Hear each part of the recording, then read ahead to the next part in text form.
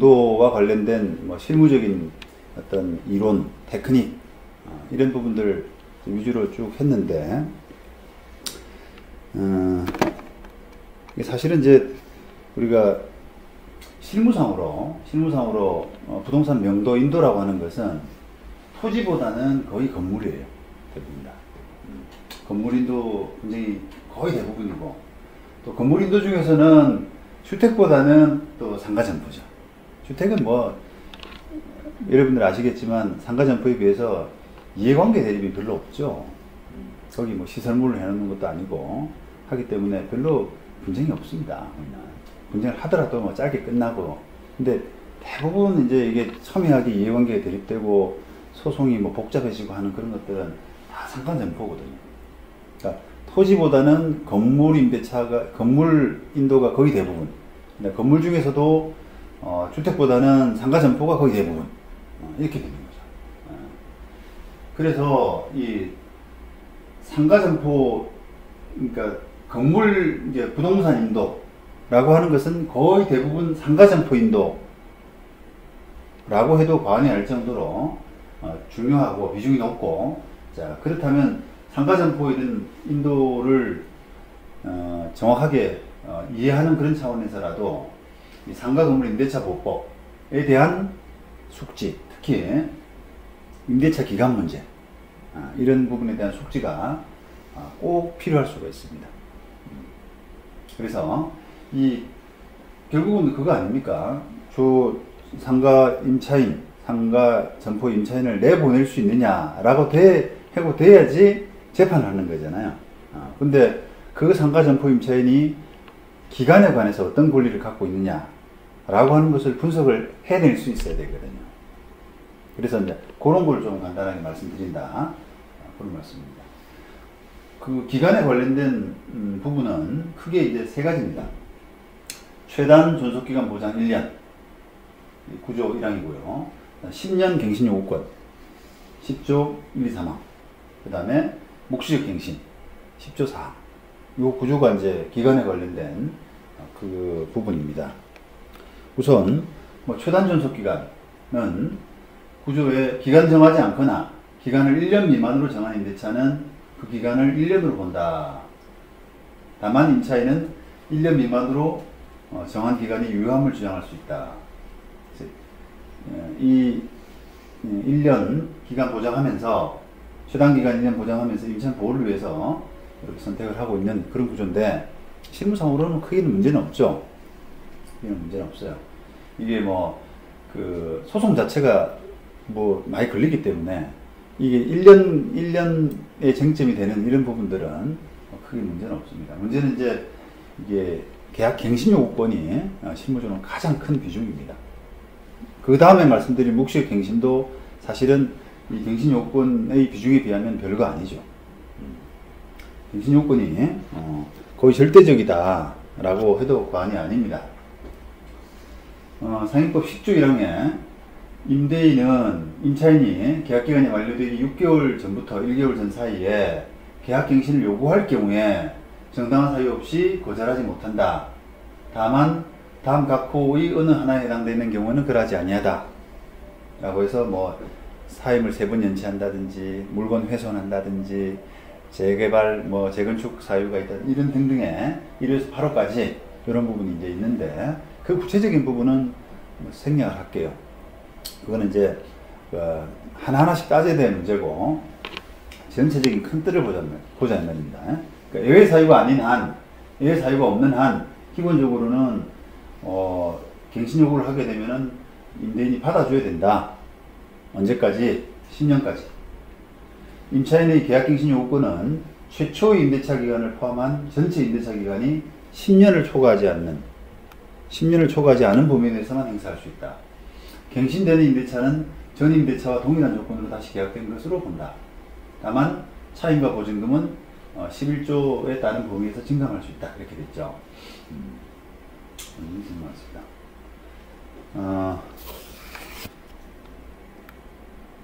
자, 이게 뭐 차임 부분은, 차임 증감은 제껴두고, 이게 이제 갱신 요구됐을 때, 그게 계약 기간이 어떻게 되느냐 하는 부분을 여러분들이 좀 집중해서 명도를 시키려고 그러면 기간이 만기가 됐는지 한번 살펴봐야 되는데, 이 계약 갱신할 때 법률 효과를 잘 몰라요. 잘 몰라요. 자, 계약 갱신을 하면은, 요거는 이제 조문을 설명드린 것은, 갱신할 때 보증금이 어느 정도로 올라가느냐, 환산보증금 기준 이하인 경우에 기준, 또 환산보증금 기준 이상인 경우에 어떤 경우, 이렇게 이제 나눠서 이제 좀 설명드리려고 조문을 좀 길게 썼고, 기본적으로 이제 저희들이 이제 기간에 조금 이렇게 집중을 해서 설명을 좀 드려야 되는데, 자, 이렇게 이제 10년 갱신 요건이 현재 보장되고 있단 말입니다. 작년 10월일 겁니다. 작년 10월에 이제 법이 개정돼서 18년 10월에 법이 개정됐거든요. 그래서 이게 10년까지 지금 이제 갱신 권리를 하고 있는데, 어쨌든 목적은 임차인이 이제 투자한 비용을 회수할 수 있도록 보장하는 그런 차원이죠. 그래서 이게 주택과 달리 점포가, 상가 점포는 이제 그런 투자 비용 회수 필요성이 크지 않습니까? 그러니까 이제 그런 부분을 반영한 것이고요. 게다가 이제 2013년 8월에 법 개정을 통해서 갱신 요건이 환산보증금 액수에 구애됨이 없이 모든 상가 점포 임대차 계약에 적용이 되어버렸어요. 무슨 말인고 하니, 반대로 이야기하면은 2013년 8월 이전에는, 법 개정 이전에는 환산보증금 기준 이하만 5년 보장을 해줬거든요. 이하만.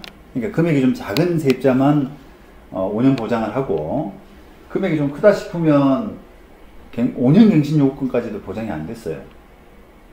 그러니까 이제 그런 피해자가 나타날 거 아닙니까? 예를 들어서 2년 계약을 했는데 주인이 그냥 알아서 연장을 해주겠지. 그렇게 했더니 주인이 안 해준다든지, 또는 주인이 바뀌어 버렸다든지, 그렇게 함으로써 채 5년도 보장 못 받고 그냥 이렇게 나가게 되는 그런 세입자가, 금액이 좀 크다는 이유로 그런 세입자가 생기니까, 여론이 이제 이 5년 보장만큼은 좀 금액이 좀 크더라도 보장하자 라고 해서 2013년 8월에 법을 개정한 거예요. 그래서 이제 환산보증금하고는 상관없이 5년 보장이 됐습니다. 자, 그러다가 2018년 8월에 또 개정이 됐어요. 근데 이번에 무슨 개정이냐라고 하면은 기간이 짧다는 거예요. 그동안 5년이었는데 아까 이게 투자한 비용을 회수할 수 있는 기간으로는 좀 짧은 거 아니냐라고 해서 논란이 많이 됐었죠.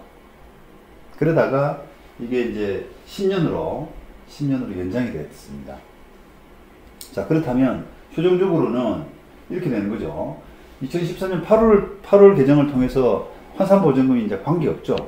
갱신요구권을 행사하는 데 있어서는 환산보증금이 아무리 높은 임대차라고 하더라도 갱신요건이 가능하고, 2018년 10월 개정을 통해서는 그것이 10년 동안 가능해지는, 아무리 큰 임대차 계약 규모라고 하더라도 10년은 보장받게 되는 갱신요건을 통해서 그런 구조로 이제 바뀌었다는 거예요. 그런데 2018년 10월 요 개정은 이제 최근에 이제 개정이 일어났고, 조금 이제 법이 애매해서 여러분들이 조금 따로 설명을 좀 드려야 될 필요가 있습니다.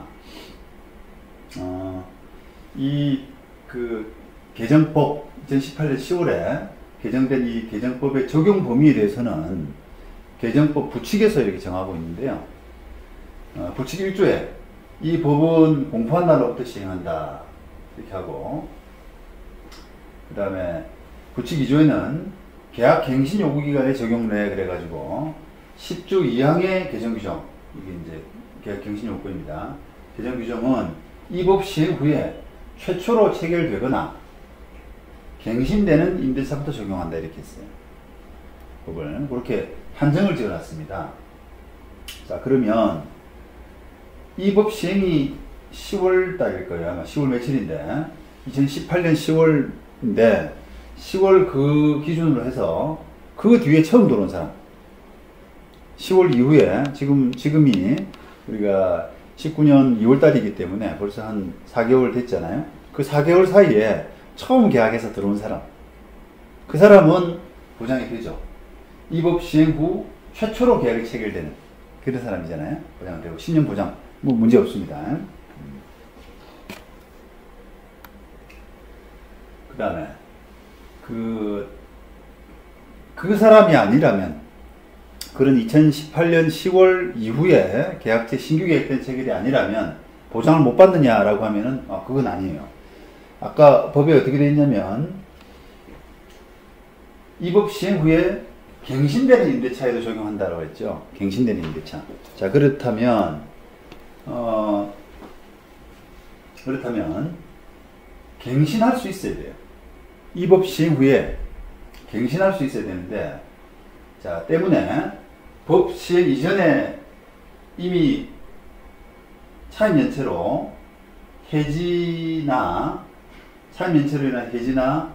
계약기간 만료 등으로 계약이 종료된 상태, 이런 상태는 물론 안 되죠. 물론 적용이 안 되고, 아직 계약이 종료되지 않은 상태라고 하더라도 시행 이후에 더 이상 갱신 요구를 할 수 없는 경우에는 신법 적용이 불가합니다. 예를 들어 볼게요. 애초부터 임대차 기간을 5년으로 체결합니다. 자, 2016년 1월에 5년짜리 임대차 계약을 체결하고 들어온 경우에, 그럼 이 사람은 만기가 언제겠어요?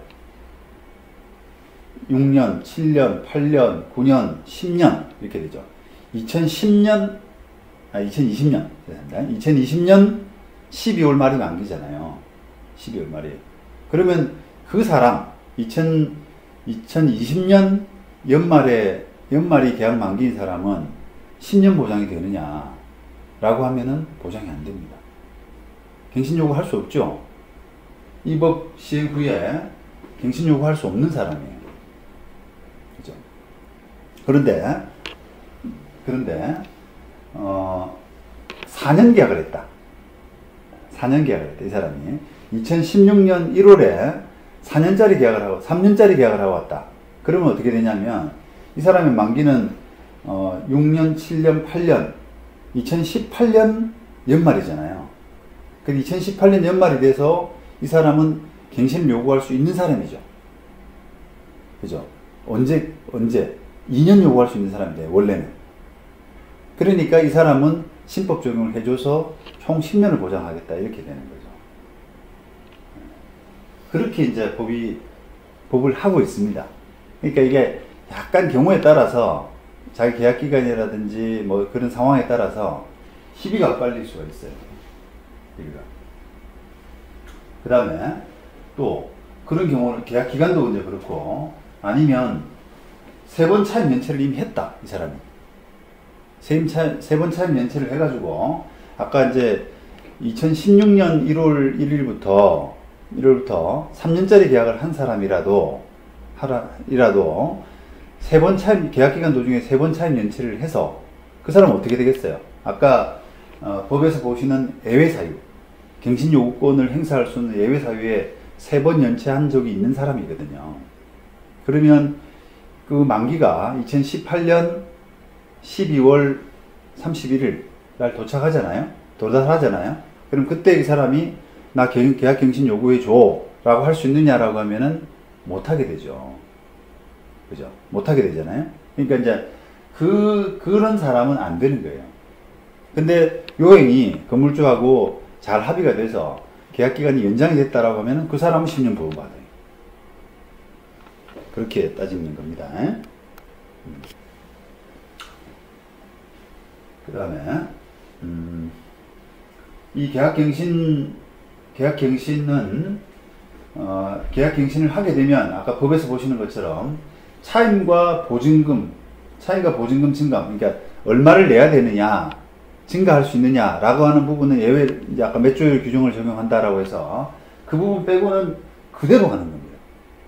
계약을 갱신해줘 라고 할 때, 물론 뭐 두 사람이 합의해가지고요. 합의해서 이제 뭐 1년짜리 연장한다든지 2년짜리 연장한다든지 다 합의하면 되죠. 그런데 만약에 합의가 안 돼가지고 합의가 안 되는 이유는 대부분 차임 부분 때문에 그렇거든요. 건물주는 10% 올려달라 그러고 여기는 뭐 2%만 올리겠다 하면 갭이 안 좁혀지면은 계약서를 쓸 수가 없어요. 그러면 이제 임차인이 일방적으로 계약갱신 요구합니다라는 행사를 하잖아요. 자, 그러면 이제 그때 계약기간이 어느 정도로 되느냐라고 하면은 그대로 간다는 거예요.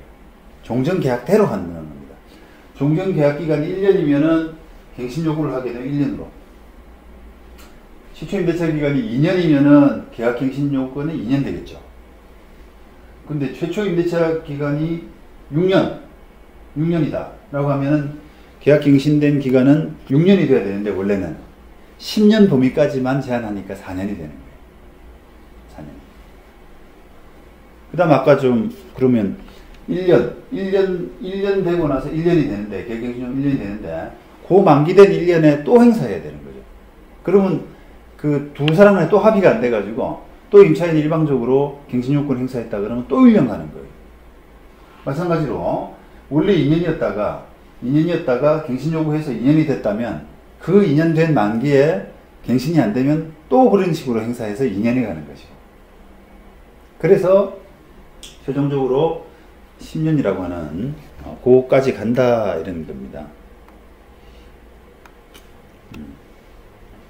갱신요구는 임대차 관계를 그냥 계속 하겠다, 더 가겠다 이런 취지죠. 그 다음에 사유를 왜 연장하겠다 이 필요도 없어요. 기간을 특정할 필요도 없어요. 그냥 법에 따르면 그대로 가는 겁니다.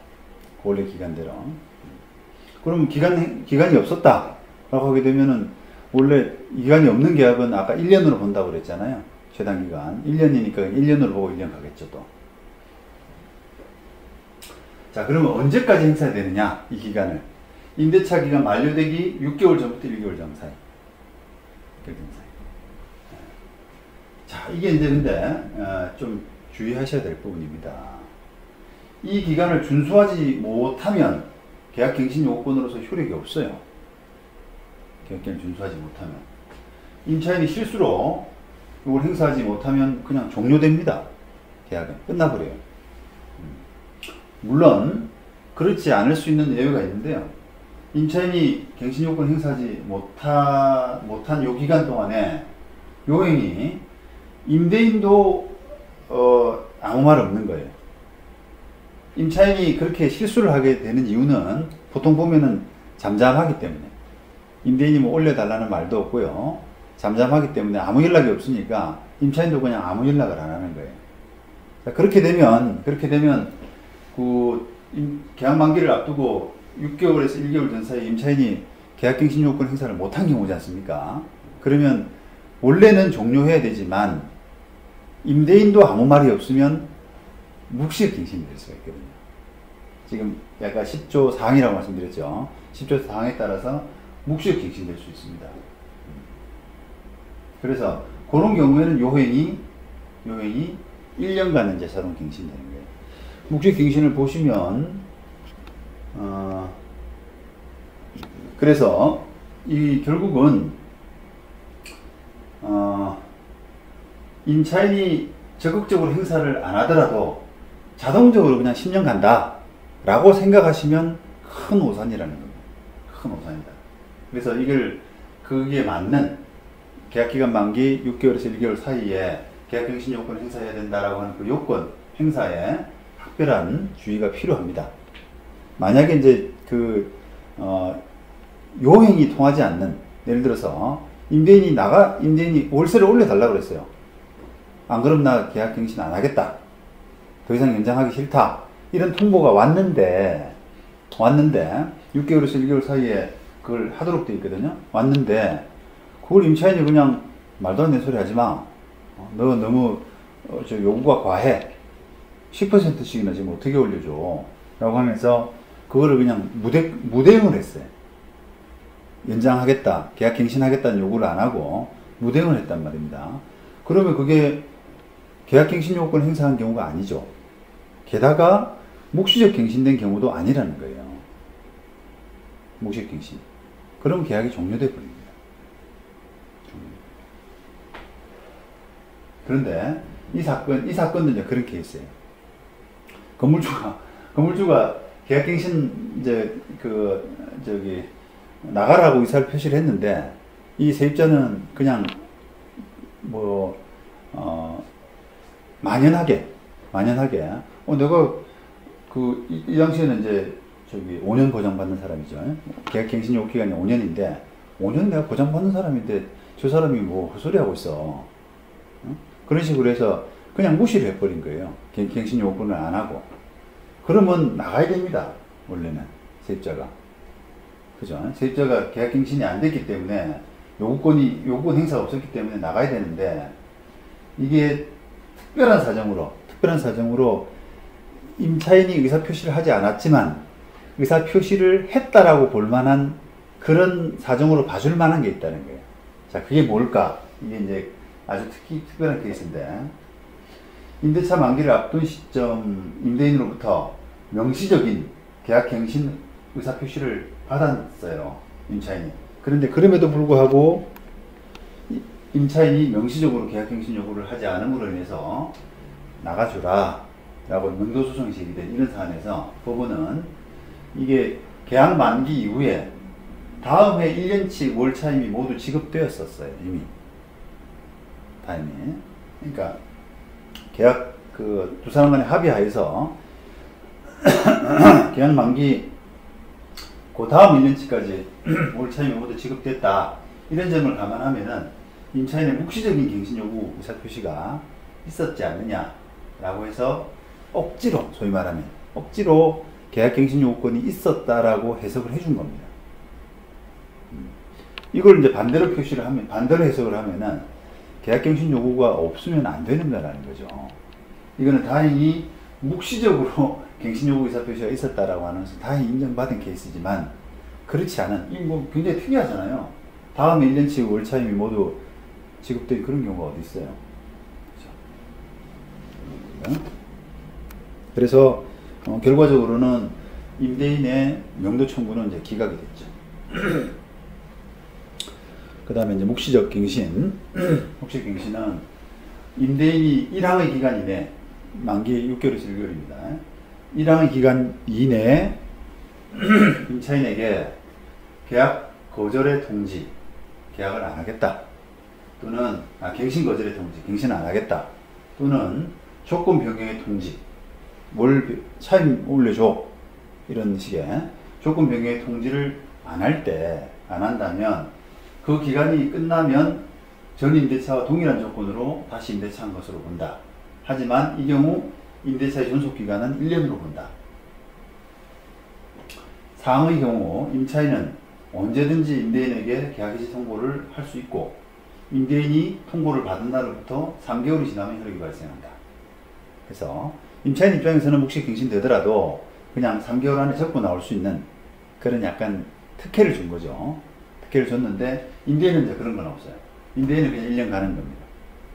1년.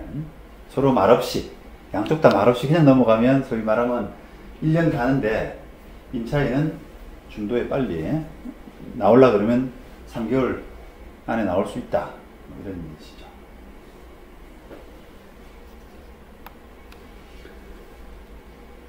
자,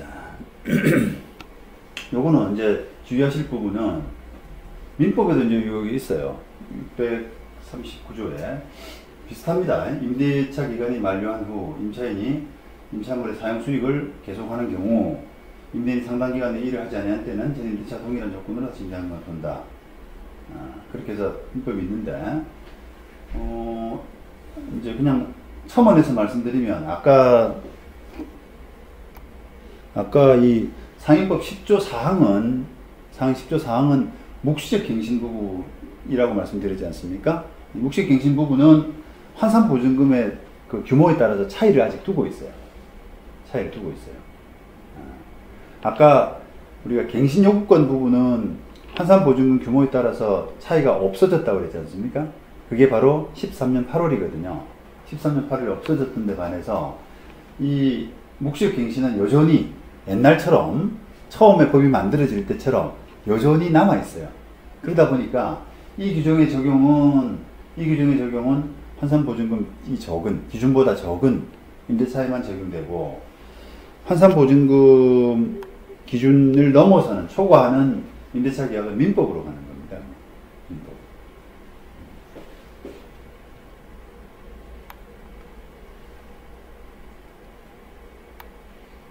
그런 부분. 그래서 이제 결과가 이제 어떻게 되느냐라고 하는 부분은 여러분들이 조금 자세히 살펴보시면 되겠습니다. 조금 이제 민법, 주택임대차보호법, 그 다음에 상가건물임대차보호법 이런 부분들이 조금씩 뉘앙스가 다른 그런 부분이 있는데 여러분들이 교재를 보시고 좀 살펴보시면 되겠습니다. 어쨌든 이게 지금 시장에 아마 큰 변화가 저는 일어날 거라 생각을 합니다. 이게 5년 갱신 요건을 보장하다가 갑자기 이제 2배로 늘렸잖아요. 2배로 늘려서 갱신 요건 기간이 10년으로 늘어났는데 이 변화가 참 크지 않을까. 다시 말하면 보통은 이제 건물을 사고 팔고 할 때 자기의 어떤 용도에 맞게끔 자기가 필요해서, 다시 말하면 지금은 어떤 세입자가 쓰고 하지만 저 사람을 내보내고 내가 어떤 용도로 써야겠다. 아니면 내가 안 쓰더라도 저 정도 지금 세입자의 구성으로는 수익률을 맞출 수가 없다. 세입자의 구성을 바꿔야겠다. 이런 목적을 가지고 보통 건물 구입을 하거든요. 건물이 대부분 지금 현재 세입자의 구성 가지고는 건물 가격이 도저히 안 맞춰져요. 건물 가격은 이만큼 높은 데 반해서 나오는 수익은 얼마 없는 경우가 많아요. 다시 말하면 건물이 다시 재건축되거나 리뉴얼 되거나 세입자를 구성을 다시 하거나 해야만 그 건물의 수익률이 맞춰지는 경우가 참 많이 있거든요. 그래서 그런 이제 건물 구입의 목적이 세입자의 명도, 기존 세입자의 명도 이런 부분을 많이 염두에 두고 하는데, 지금 갱신요건을 통해서 세입자를 내보내기가 훨씬 어려워진 거죠. 훨씬 어려워졌습니다. 그 때문에 건물의 매매가 잘 안 될 가능성이 많아요. 기간이 많이 남을 만큼, 예를 들어서 과거에 5년 갱신요건에서는 세입자가 만약에 한 5세입자가 있는데 어떤 세입자는 1년 남았고 1년 반 남았고 이런 각각의 차등이 있을 거 아닙니까?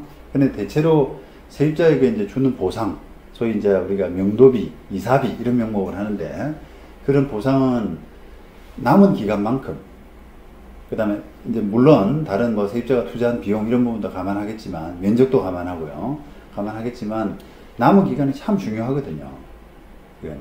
그런데 그 남은 기간이 이제 갱신 요건이 5년에서 10년으로 늘어남으로써, 연장됨으로써 남은 기간이 너무 많이 남아버린 거예요.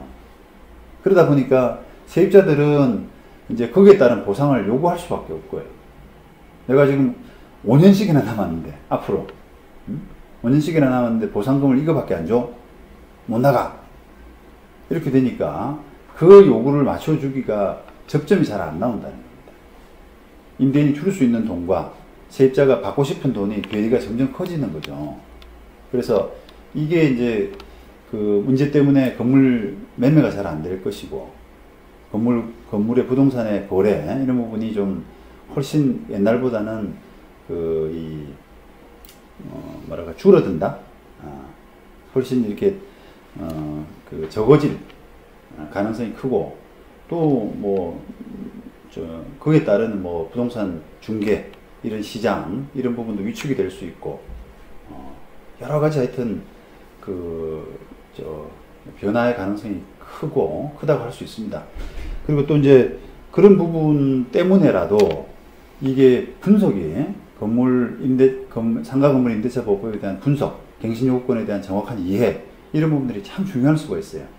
옛날에는 우리가 이제 부동산 컨설팅 하는 사람이나 중개업자들 이런 사람들이 이 건물 매매를 하면서 거기 있는 세입자들에 대한 권리 분석, 인도 기간이 얼마나 남았느냐, 소위. 그런 분석을 잘 못하더라도, 법률 전문가가 아니기 때문에 실수하는 경우가 참 많이 있거든요. 잘 못하더라도 재판하다 보면 재판 기간은 어차피 1, 2년 걸리니까 분석이 조금 실수하더라도 그 실수한 부분이 만회가 되는 경우가 많아요. 본의 아니게. 재판이 길어지다 보니까. 다 된 걸로, 나가야 되는 걸로 생각을 했는데 실제로 재판을 해보면 기간이 남았어요. 그런데 패소할 수도 있지만 재판이 조금만 길어지면은 그 기간에 도달하는 거예요. 다 된 걸로, 기간이 만료되는 걸로. 그러니까 그런 실수가 커버가 될 수 있었겠죠. 재판 자체의 시간이 기니까. 그런데 이제는 갱신요건이 10년으로 연장이 되면서 그 실수가 커버가 안 될 가능성이 많습니다. 실수가. 재판이 아무리 길어도 뭐 10년씩이나 가겠어요. 그죠? 1, 2년 정도 재판 간다 치면 이게 7년 남은 세입자들, 5년 남은 세입자들, 이런 사람들은 어쨌든 내보낼 수가 없죠. 상당한 보상을 하지 않는 한. 그래서 이제 그런 부분을 감안한다면 이 건물 명도, 부동산 인도 이런 부분을 생각할 때 상가 건물 임대차 보호법에 정해져 있는 기간의 보장, 이런 부분들은 조금 여러분들이 정확하게 이해를 하셔야지 낭패가 없을 걸로 생각을 합니다.